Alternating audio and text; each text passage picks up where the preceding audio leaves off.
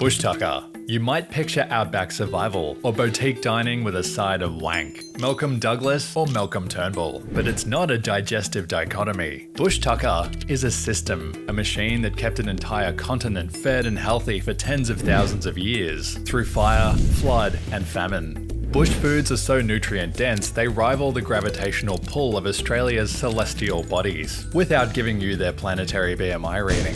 On today's menu, we're not just serving the raw ingredients, but the processes too. After all, the tastiest nugget is knowledge. Just pair it with some quandong jam. There are nearly 5,000 edible bush foods in Australia. And like peeking into the Epstein files, you'll be familiar with some of the usual suspects. I would love to start on something like, what did Aboriginal people used to eat? And I'm going to be like, I know you're thinking of witchetty grubs. There's thousands of different Bushtucker plants that is all across Australia. 50% of people I know, the first thing they think of is a grub. This is Kai, Yorta Yorta Barappa Barappa Man, an ecologist in training. It's true, most of us do go straight to witchetty grubs when we think of Bushtucker, which is honestly a travesty. Because that's something that really puts Aboriginal people a bit to shame when the first thing that people think about is a grub. So I've enlisted Kai's help on this video to flesh out this First Nations degustation. And this is Jess, ethnobotanist, founder of Backyard Botany, and all-round plant nerd who specialises in edible natives, particularly those from Victoria, where much of this knowledge has been lost. Which is crazy, because it's what I do for a living, but I still learn things all the time. Not only is her botanical knowledge expansive, but she's also terraformed her own backyard into a thriving Bushtucker garden with over 60 bush food plants. More on that later. To make this guide easier to digest, I'm going to break it down by food groups. Too much information and you'll end up with irritable bowel syndrome.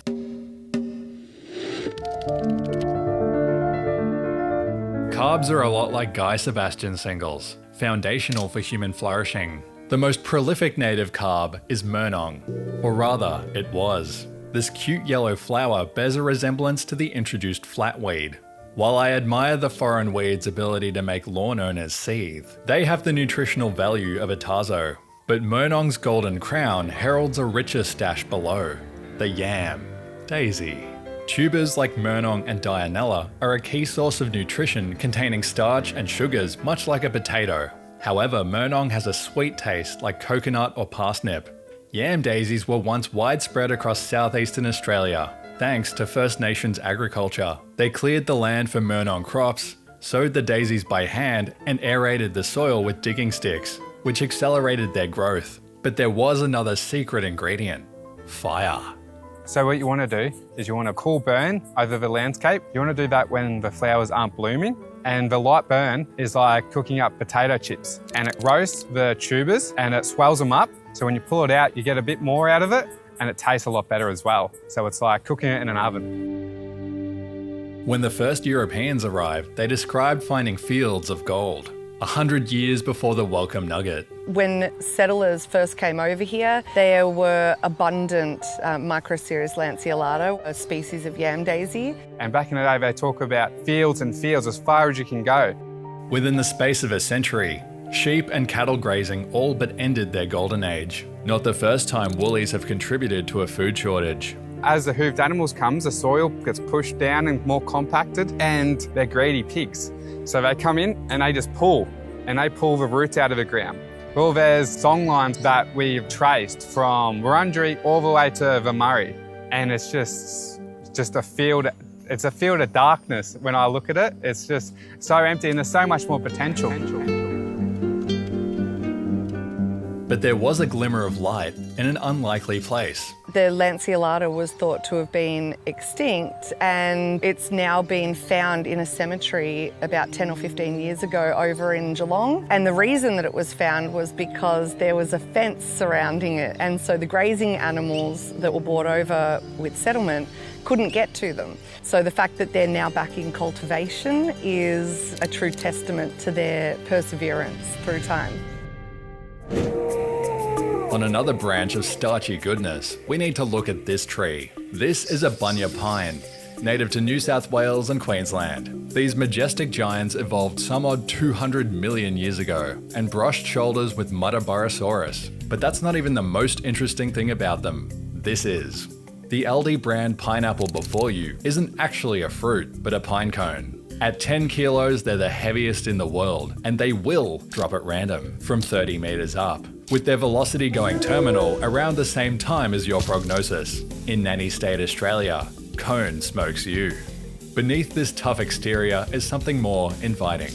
Bunya seeds, when boiled, have a texture and flavour similar to potato, but even more carb and calorie dense. It makes them a super versatile ingredient.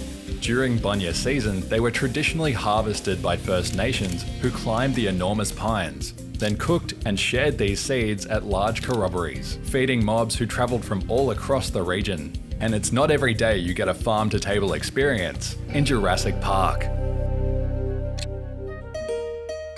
Kangaroo and wallaby grass seeds formed a central part of pre-colonial diets and were ground down to make flour. Bread making in Australia goes back at least 30,000 years, making it the oldest baking tradition in the world. Kai has his own views on harvesting grass seeds. When we're talking about kangaroo grass, I don't even like it that much. It's too hard to harvest. It's too hard to get the seeds out. When we talk about a lot of our wallaby grasses, it's so much easier to harvest. What you'd do is you get your dilly bag, or you get your bag and you'd put it under, and you could give the tree a shake, and you pick it up and you've got thousands of different seeds. It's pretty cool, and still less of a humiliation ritual than ordering from Grilled. Wattle seed can be eaten too. Those conspicuous seed pods can be consumed either while green or by roasting them, which improves the flavour. I like to add it to chocolate brownies to give it a bit more richness. You can add it into pastas, into a creamy base, and it'll give it a real smokiness. One thing that I've recently just learnt is that you can actually slow cook the seed and use it as an ancient grain, and it turns out like a black rice. Wattle seed flavour is nutty. You could say it has notes of coffee or chocolate if your personality has notes of insufferable and wank.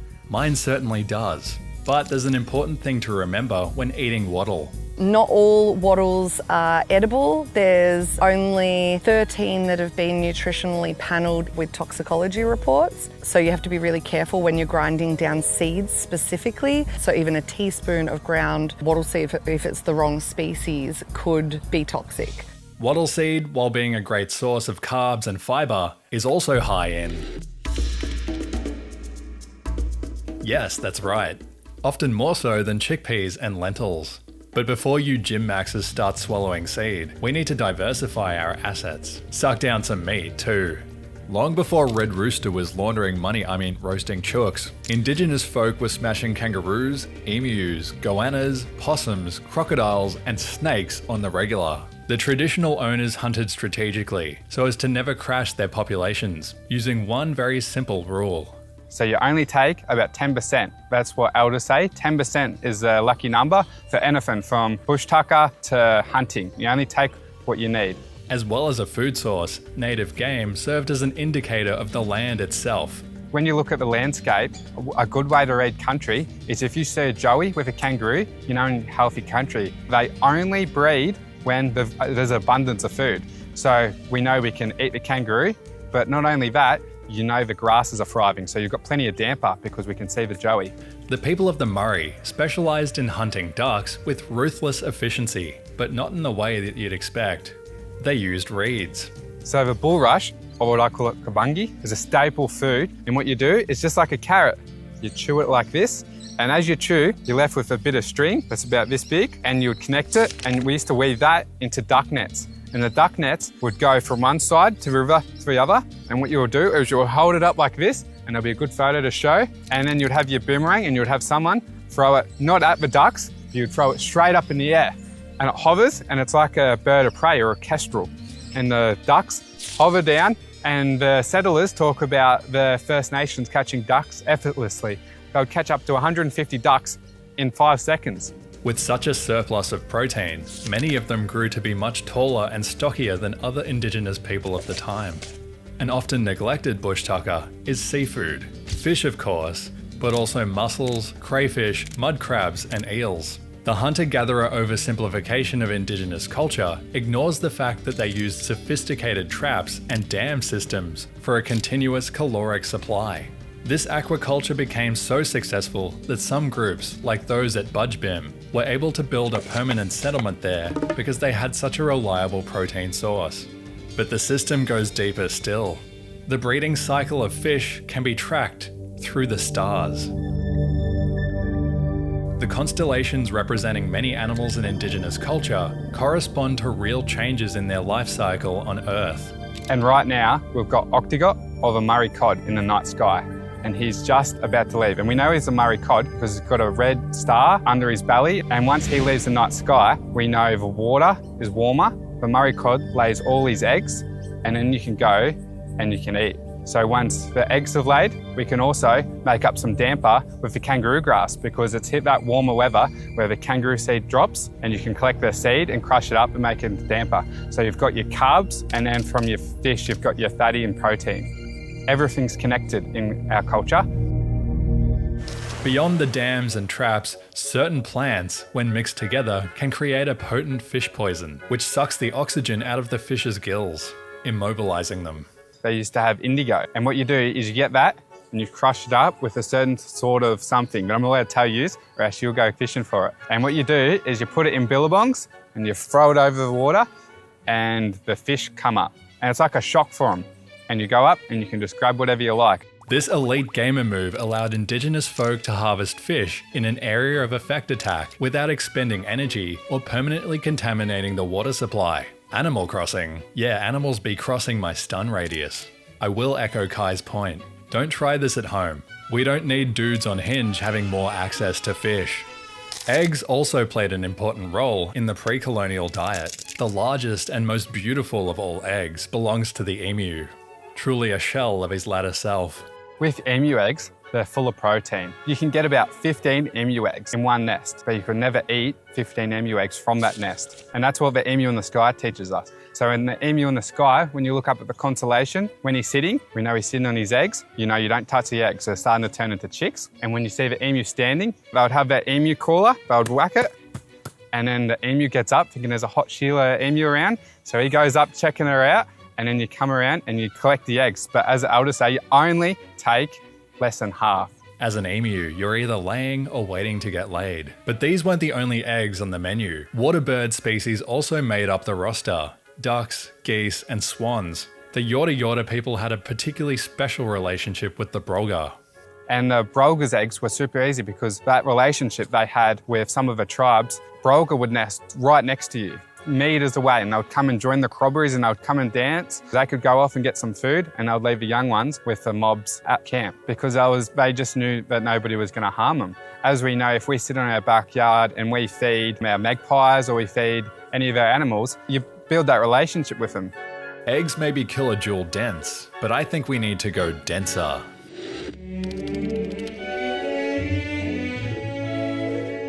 What a soulful image, don't you agree? Nowadays, any Australian can get their fat needs filled, and then some, at a fine establishment like this. But there was a time before Greek immigrants mastered the art of a flavourful fluoro chip. During that time, native insects, which are surprisingly high in both fat and protein, filled the role that one day the fried dimmy would usurp. Aside from witchetty grubs, sorry Kai, caterpillars and sugar ants were on the menu, but they had nothing on the bogong moth. And while being comparatively small compared to some of our other moth species, like a minimum chips, there's just so many of them. These majestic moths migrate in their thousands from northern New South Wales to shelter from the summer heat in cool caves and crevices in the Victorian Alps. But it wasn't just the moths migrating. Indigenous tribes from all across Victoria would also trek to the Alps for a feed of mountainous proportions. In the Alps, one of the big mountains there would be a huge corroboree where they would go from Barappa, Yorta, all the way to Gunai Kurnai, Bunji Jamara, Wurundjeri. All the mobs in Victoria would head up to the Alps, and when they would get there, they would arrange their marriages. So it was like a big dating scene, and you'd get your protein and your natural fats in through the bogong moth. When the bogong moth comes through, he migrates straight through that way, and they'd light this big bonfire and it would attract them all. But now, the bogong moth migrates from northern New South Wales, and he cuts across, and there's a light in the way. And that's Canberra. Yes, the lights on Parliament House attract more than just suit-wearing doll bludgers. Thousands of bogong moths are driven off course every year by artificial light. But all the politicians were cracking the shits about the... Can I swear? Cracking the shits about the air conditioner ever working. And it was all the bogong moths getting stuck up in the air conditioner. It's not just animal fat either. Many native plants are also high in natural fats, including Australia's most successful bushtucker, macadamia nuts. Macadamia integrifolia is native to Northern Australia. The nut is one of the hardest to get into. They grow on a tree, and inside that soft fruit covering, you then crack it and it has a brown nut in it. And then inside of that is the common macadamia that everyone knows about. They are in fact the world's toughest nuts. They're 5 times harder to crack open than hazelnuts, the only native food locked behind a strength skill check. Because of their caloric richness, they were widely harvested and traded by indigenous communities for thousands of years. Macadamia nuts are the bush food gone global, our most well-known native export, but it was not consensual. No sooner had they been stumbled upon by Europeans in Australia than they were shipped off to America to forge a multi-million-dollar industry with no royalties paid to their rightful owners. The industry is now worth $1.8 billion. With South Africa being the largest grower. And have we seen a cent of that money? No. Pay the rent, you dogs. Still, had we maintained the macadamia monopoly, the Yanks might have subjected us to a mostly peaceful regime change. Again. Now that's nuts.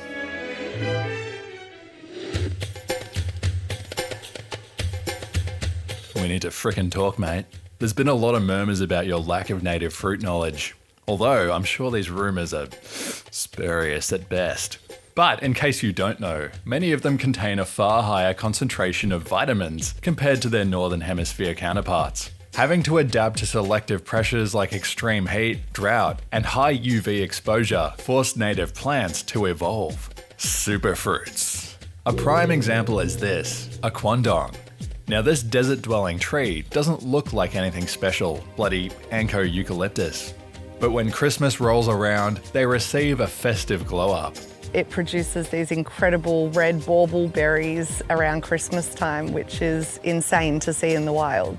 Often called native peaches, the plump red fruits have a tart, tangy taste profile like apricot or peach, and are often made into jam. Prior to settlement, the traditional owners would dry them out in the sun to extend their shelf life, and for good reason. They contain twice the vitamin C of an orange, as well as high levels of vitamin E, folate, magnesium, and calcium. What are they, manufactured by Paul's? I just want milk to taste like real milk. I will never stop referencing that ad.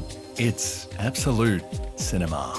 We also need to talk about the kernel. In scientific terms, it's real pretty. Indigenous women certainly thought so, as they traditionally sewed them into necklaces. And if all of that wasn't enough, you can actually crack the seed open and eat it, which has a nice nutty taste. But they have a darker side. Quandongs are semi-parasitic. They like to suck onto the roots of specifically acacia plants. So they'll tap into those roots to feed off the sugars of that plant. They will eventually kill out those species. So when you're dealing with the farmers out in the desert for the quandong, they will often come and replant a new acacia by the older quandong tree to make sure that it has enough nutrients to tap into, because eventually it will start killing out that tree. So remember, when you're spreading quandong jam on your toast, the tree souls of countless wattles are preserved in the preserve, which in my opinion makes it all the sweeter. Back in town, a fruit you've definitely encountered around the traps are lily pillies, although they've become more famous in recent times as a hedge option than a meal one. Much akin to quandongs, they've got vitamin and antioxidant stats out the wazoo, but don't require a botanical blood sacrifice to fruit. There are around 50 species in total, and all are edible, but taste varies a lot. Creek lily pilly is what's known in botanical circles as based and berry-pilled, with a sweet, tart taste like sour apple. Yum! Meanwhile, common lily pilly, though a gorgeous fruit, is widely considered cringe. The texture is dry, mealy, and not very nice. What is worth a shout is blue lily pilly. Syzygium oleosum, which is the blue lily pilly, is endemic to New South Wales, and it's been scientifically proven to lower diabetic rates. So there's a lot of studies behind the scenes. Monash University is doing a study at the moment to implement ways of growing and processing the blue lily pilly. Speaking of preventing gangrenous extremities, we need to touch on finger limes. Though they are a citrus, they're one of the more ancient members of the family, diverging long before domestic lemons, limes, or turnips. Wild finger limes are found in the deepest rainforests of the East Coast, protected by prickles of pure bastardry. Despite this relative obscurity, the limes have become an international sensation. And for good reason. Inside the fruit, the juice isn't stored in segments like a normal lime. Instead, it's packed into thousands of tiny vesicles that burst when you bite them. Nature's popping pearls, but sour. Don't give Gongcha ideas. You're not meant to juice them like a normal lime. Instead, you sprinkle the beads over food as a garnish. They go great on oysters. And what's a clam without a pearl? Yeah, I know. Oysters aren't clams. Look, it was a sick line, okay? Just let me have it. Davidson's plum is a weird fruit. Also known as ure, these vitamin powerhouses grow in the same rainforest ecosystems as finger limes. Instead of hanging from branches like normal, well-adjusted fruit, the dark blue orbs grow straight out of the trunk. This is a process called cauliflory, meant to entice ground-dwelling animals rather than canopy critters. Cut one open, and you'll wonder if you've severed their femoral artery. Their flesh is, well, flesh-coloured. Eaten raw, they're sour. Like, really frickin' sour. These trees are dropping more warheads than the Israeli government, so they're usually cooked into jams, sauces, desserts, or perhaps most importantly of all, gin. You've probably seen these planted around the joint, kangaroo apples. Just don't eat them green. These relatives of tomatoes and nightshade are toxic when they're not ripe. And by ripe, I mean red and bursting like a DeviantArt vor commission. Forgo this warning and you'll be spewing from both ends. Topped off with dizziness and heart palpitations. I can't quite put my finger on the flavour, but it's a bit like cantaloupe. But what's with their gamer tag? Do kangaroos eat them? No. But take a peek at their foliage, and it'll leave you with a poor impression. Berries could be an entire topic on their own. Midgem berries are considered the most delicious, a blend of blueberry, ginger, and a hint of eucalyptus. But there are also native raspberries, snowberries, waxberries, native grapes, and boobiala. Yeah, I'll grab a handful of those.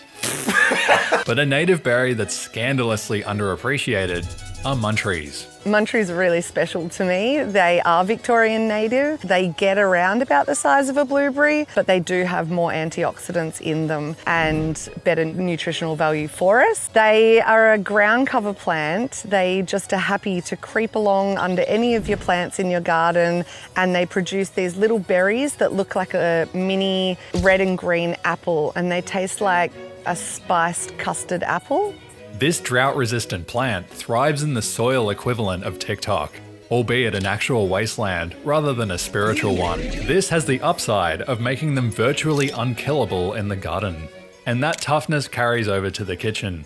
Munchries last twice as long as apples sitting in the fruit bowl. Indigenous people in South Australia knew this well and would grind and dry munchries into fruitcakes that could be stored for winter. There is, however, a king among native fruits. Their metachlorine, vitamin readings are way off the charts. The Kakadu plum.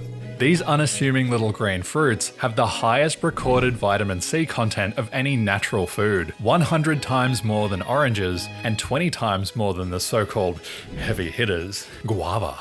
When these things are fruiting, scurvy cowers in a hole like Saddam Hussein. You'll find them growing naturally in the humid savannas of Kakadu and the Kimberley. Like macadamias, this superfruit has sparked massive overseas demand. But unlike the nut industry, Kakadu plum remains largely wild harvested, with much of the supply sourced through Indigenous managed enterprises. Let's keep it that way. That was a long segment, but believe me, I barely bruised the surface on fruit. There's way more to discover. Nevertheless, the show must go on, and I notice you haven't touched your greens. I know for a fact you wake in a panic each night clutching your Aska body pillow and wishing you knew more about native salads. Well, first I'll have you know that Evangelion is only the third best anime ever made, after Samurai Champloo and Little Elvis Jones. But secondly, let me introduce you to warrigal greens. So you have two species. One is native to New South Wales, which is Tetragonia tetragonoides, or commonly known as warrigal greens. And the one that we have in Victoria growing is Tetragonia implexicoma, which is our bower spinach. And they're absolutely stacked with nutrients. Just a heads up though, blanch warrigal greens first. Served raw, they taste like a tradie's armpit. Like most Aussie plants, they're tough. They thrive in shade, sun, cold, sand, and to top it off, they're disease resistant. They're OP and the devs should nerf them. You'll find warrigal and bower spinach carpeting coastal dunes in thick blankets of green, but it's easy to walk straight past them if you don't know what you're looking for. It wouldn't be the first time. After the first fleet arrived in 1788, the colonists were plagued with famine and scurvy, so they experimented with native plants to avoid starving. Native spinach was one of the few plants the seafarers could reliably eat. Don't say you love the anime if you haven't read the manga. It's even said that Captain Cook himself smashed a bowl of native spinach aboard the Endeavour, before he was smashed by a gang of Hawaiians. Hope they blanched him first. Other greens you can add to a salad include sea blight, purslane, and native cress. But it won't be complete without some seasoning. This is saltbush. There are many varieties like coastal, old man, and even ruby saltbush, which has edible sweet berries. But we're here for the leaves. Real ones will remember that these hardy plants store salt in tiny bladders in their leaves, which not only allows them to live in unforgiving places, but it also reflects sunlight, which prevents them drying out, a literal desalination plant. And what you can do is you can eat that. It's very, very salty, so that's why you put it on your meats or you put it in your salad. But by looking at the top how much salt there is, you can tell how much salt is around in the area for salinity, as well as when we're talking about pH levels. If you ever see old man saltbush, it's a good indicator to see how much salt's in the ground. But what good is salt without pepper? This unassuming shrub from the cool forests of the East Coast has a powerful kick. Tasmania lanceolata, or more commonly, pepperberry. Tasmanian mountain pepper is a understory wet sclerophyll forest plant. They don't like full sun. They will just shrivel up and die. But the best thing about these plants is that they have peppery leaves and they grow a peppercorn on them that you can substitute your everyday pepper with. I like to use those both as a leaf in cooking. You could swap it out with a bay leaf and see what it does to your curries and your stews. You can also grind up the pepperberries, or you can use them either fresh or dried whole in your food as well. I've had the pleasure of sampling it, and it's very high on the Nando scale. Wodonga wasabi. That's no joke either. They actually ship it to Japan to flavour fool's guac. You can eat both the leaves and the berries. The leaves possess an earthy spice, while the fruit starts off sweet before king hitting you in the taste buds. Pepperberry is dioecious, with a separate male and female plant, meaning you need more than one individual for pollination. Because of this cross-pollination, wild populations have wide genetic variations, including flavour intensity. It takes 2 to tango, and 3 to salsa. I need to wash my frickin' mouth out. How does it happen? You're smashing some gronks, or investing in stonks. You could be vibing Fred Durst. You've sure got a thirst. And a hard-earned thirst needs a big fat bev. And the best bev, the biggest bev, is Banksia. There was a time before the Cotties industrial complex cornered the market on cordial. Back then the go-to was Grevillea and Banksia nectar. Grevillea flowers are very generous with their sweet excretions, and traditionally First Nations would simply lick the flowers for a quick boost during their day-to-day activities. With Banksias though, it's better to soak the flowers in water first and dissolve that beautiful nectar into some back-alley Bundaberg. And they weren't the only plants dissolved in this fashion. Pandanus, the screw palm, is a very common fixture up north. Its sugary tropical fruit can be roasted up, but you can also soak them in water too for some palm passiona. Down south, the sap of this Tasmanian eucalypt, the cider gum, can also be mixed into a sweet treat. The sugars in the sap act as a kind of natural antifreeze during those bitter Taswegian winters. And it's not called cider for nothing. Let that sap ferment, and you'll end up with a light alcoholic bevy. Gummersby. The myrtle family has long been valued in Australian bush food traditions for their intense flavours and medicinal properties. Lemon myrtle is especially prized for its exceptionally high citral content, giving it a strong lemony aroma, perfect for brewing tea.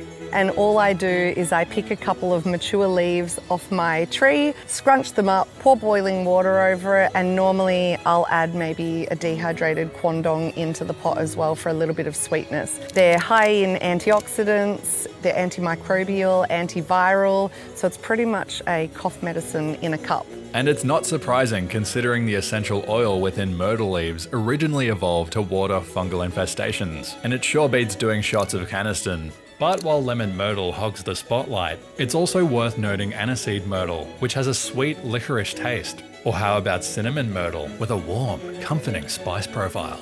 The wank continues, and so too does my ulterior motive to drive T2 out of business. You know how it happens. You're addressing the state, or waiting for a mate. You could be watching the worst. You've sure got a thirst. And a big fat thirst requires a sip of tea. Big cup of tea. Myrtle. Fucking nailed it. SBS Food, please hire me. Thanks. I've talked a lot about the bush foods you should add to your dinner plate, but what about the ones to avoid, like Liberal representatives at the polling station? A quickfire example is poison peach. Naturally, it has a more devastating effect on cows and sheep, but you still shouldn't eat it. Another is native black bean, not the yum-cha variety. Traditionally, Aboriginal people would carefully wash these beans to remove their harmful toxins. Similarly, the seeds of many cycads were eaten, but only after careful preparation. These seeds contain a compound called methylase oxymethanol. Say that 50,000 times fast, which sounds like an ancient Aztec city, but it'll go Hernan Cortez on your liver, causing permanent damage. To add injury to insult, it also impairs brain function and pumps up your cancer risk.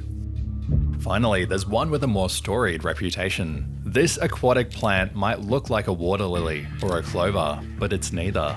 It's a fern. This is nardoo. Its seeds are edible, but must be processed by washing, grinding, and most importantly cooking before they can be consumed. Burke and Wills, during their famous expedition from Melbourne to the Gulf of Carpentaria, were offered nardoo seeds by local indigenous tribes, but the men did not take note of the preparation, probably because they were too busy shooting at them. Nardoo contains an enzyme called thiaminase that destroys vitamin B1, and B1 is what allows you to absorb nutrients. Eat too much raw, and you'll end up with a NutriBullet in the head. There are two versions of the demise of Burke and Wills, a choose-your-own-adventure story with the same ending. It's like playing a Bethesda game. In one account, they ate only cooked nardoo and nothing else. Even when it's not poisonous, nardoo doesn't have many vitamins or minerals, so they died of malnutrition. In the other telling, they raw-dogged the bipolar bracken, tangoed with thiaminase, and got churned into an urn by a fern. Okay, so that about sums up what you need to know about edible species in Australia. But there's one more question. After half an hour of showing you low-quality JPEGs of bush food, you've undoubtedly got an insatiable urge to forage for Bushtucker in the wild. Not so fast. I know I'm going to be the rat at the garden party here, but in the state of Victoria, where I am, it's illegal to collect Bushtucker on public land, including national parks and reserves, without a permit, and all other states and territories have similar laws.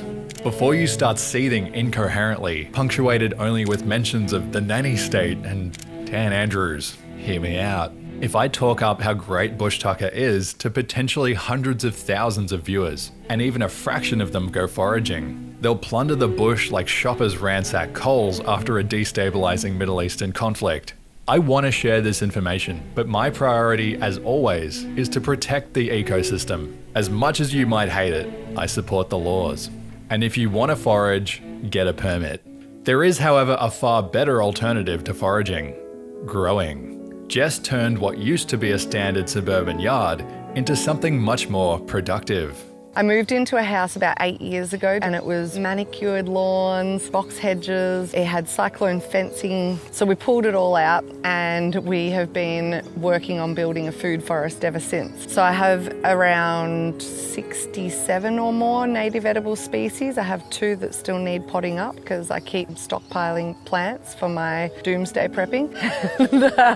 What started as just a hobby has now sort of become a food security for my young children. And I like to think that even if I can't leave behind millions of dollars for them, I might be able to leave behind an edible food forest. Food security might be the most important topic Australians aren't talking about. Most of what we grow here, wheat, beef, potatoes, carrots, and bananas, are the product of species that evolved on another continent. They work, for now, but they also heavily rely on irrigation, expensive machinery, global supply chains, and fertilizers made from petrochemicals. Oil. Gee, I really hope a wide-reaching geopolitical crisis doesn't break out. Meanwhile, many native foods thrive in these ancient soils and weather droughts, floods, and fire. They've stood the test of time. Still, we can't simply replace a food system that 26 million people depend on with Bushtucker overnight. But we can hedge our bets with literal hedges. Even adding a couple bush food species to your diet and garden is enough to get started in a meaningful way. When we're talking about making a meal up with Bushtucker foods, I will just talk about you only need 1 or 2 Bushtucker foods because they're classified as worldwide superfoods and you can start a garden pretty easy with 1 or 2. I would love to see some Indigenous gardens. So native is right through Australia, but when we're talking about Indigenous plants or Indigenous Bushtucker, it's local to that exact area. So if you're picking Indigenous plants, they're going to thrive, I can guarantee it. I asked Jess a very important question. If she had to start again with just 3 plants, what would she choose? A lily pilly is a really great one. You're going to get edible berries on it in the autumn to winter season, which is fantastic because a lot of the other species are summer fruiting. So it's really nice to have that late season fruiting plant available. For low space, you want to be looking at your midgeonberries and muntries. They are your low-lying ground cover plants. They produce prolific berries on them. Midgeonberry probably more so than muntries. They're both very easy to grow, low maintenance, low water requirements. And in a pot, a lemon myrtle. I could never go wrong with suggesting a lemon myrtle. Chuck it in the ground, chuck it in a pot. Just make sure that you keep pruning out all of those new growth parts on that to keep it bushy. Otherwise, you'll end up with a bunch of sticks in a pot. This guide is not designed to be the main course in your informational degustation experience. It's more of a grazing board. Like I said at the beginning, there are a whopping 5,000 native bush foods in Australia. Many of them are localised to a particular region and specific to a particular Indigenous tradition. This video is meant to whet your appetite, not fill you to pussy's bow. That sounded very lewd upon rereading. With this in mind, I highly recommend finding a local Indigenous guide and joining a Bushtucker tour to get more familiar with what grows in your area. And if you want to go deeper, here are some excellent books on the subject. In addition, both Kai and Jess have also published their own books, complete with hand-drawn illustrations. They'd make a great gift for the uninitiated native foodie, and I've linked them all below. The main takeaway here, tomato sauce squeezy included, is to be more familiar with Bushtucker, and hopefully to start incorporating it into your everyday eating. One of the biggest things that I like to try to teach at Backyard Botany is just to not be scared of the bush foods that are around you, to get educated on the plants. And the only way that you can do that is to connect to them regularly. Eliminating that fear around our native edible foods is paramount to being able to use them in our daily lives comfortably. 6 months ago, I didn't know half these endemic edibles existed. Now I'm growing them in the garden. Before I disappear back to the land between uploads, I'd like to acknowledge the Indigenous role in discovering these foods and pay respect to elders past and present for preserving this knowledge for over 60,000 years. They are the first naturalists on this continent.